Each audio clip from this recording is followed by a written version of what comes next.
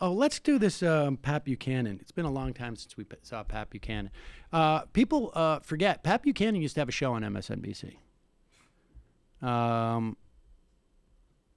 When I first started doing hits on MSNBC, it was as if I was going on to like the Baby Fox, Scarborough Country, Pat Buchanan's show, Tucker Carlson's show, I think it was. I can't remember who else.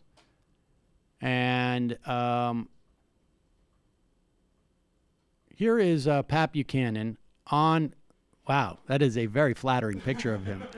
An oddly flattering picture because he's younger there too, much younger. But Laura Ingraham, Fox News host, has a radio show.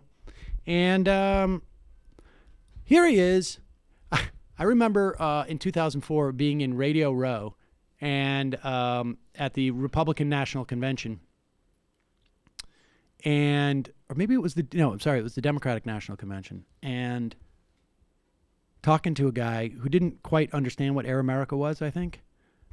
But, I told him about it. So he knew that it was on the, liberal, I guess. And he was bemoaning the neocons. He was like, he said, I'm a Pat Buchanan guy myself. And I'm like, oh, that's right. He goes, yeah, the neocons, they're all Jews. And I was just like, that's my understanding, yes. Just sort of like, they're so comfortable with their bigotry.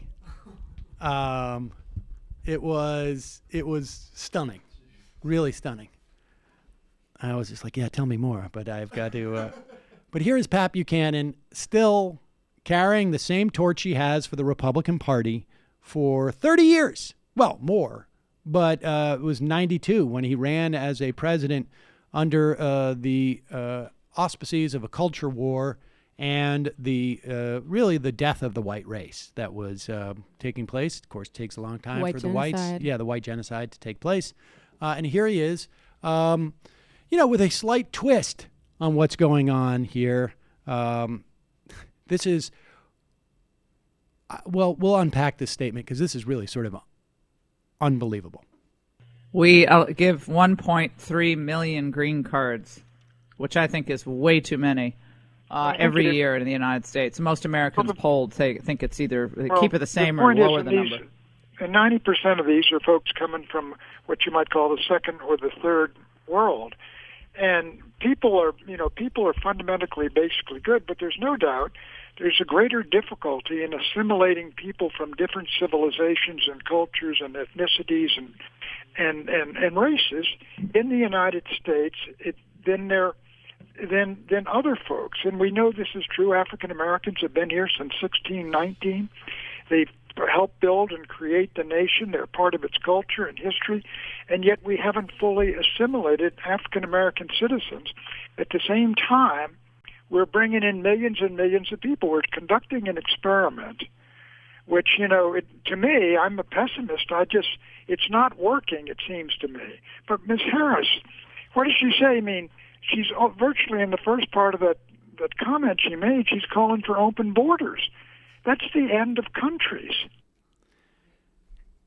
To be fair, I haven't listened to the full interview when Laura Ingraham says, hey, Pat, I got to stop you there. The idea that somehow African Americans have not assimilated to our culture is stunningly offensive.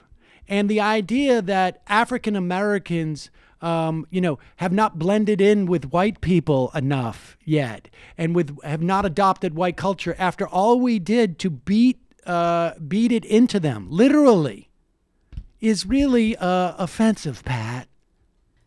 I mean, this is the idea that she can maintain a radio show that is sponsored by major corporations for allowing something like that to be unchecked is stunning.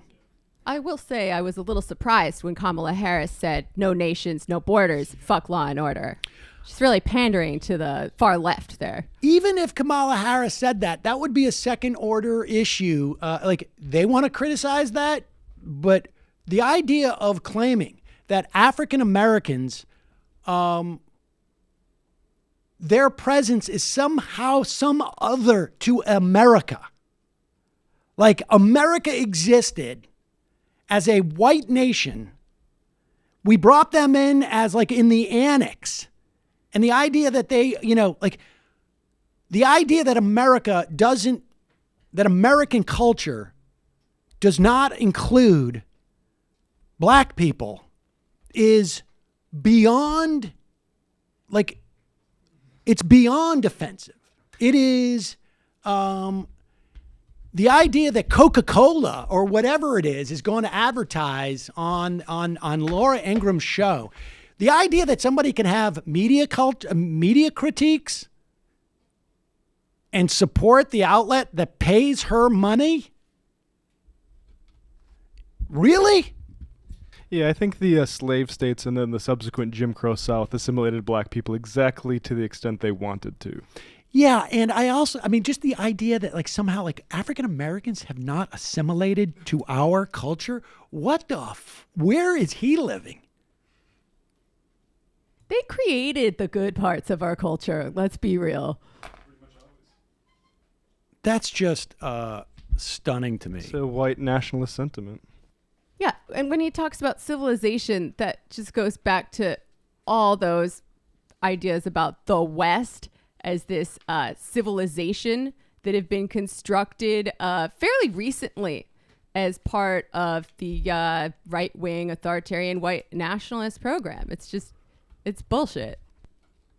Let's go back. We got one more clip of Donald Trump, and this is really the most important one in many respects. This is going to have the most sort of real world implications, because the more responses he gets from this, the more he's going to say it. He doesn't care what it does to the Republicans, and so I hope that every time he brings up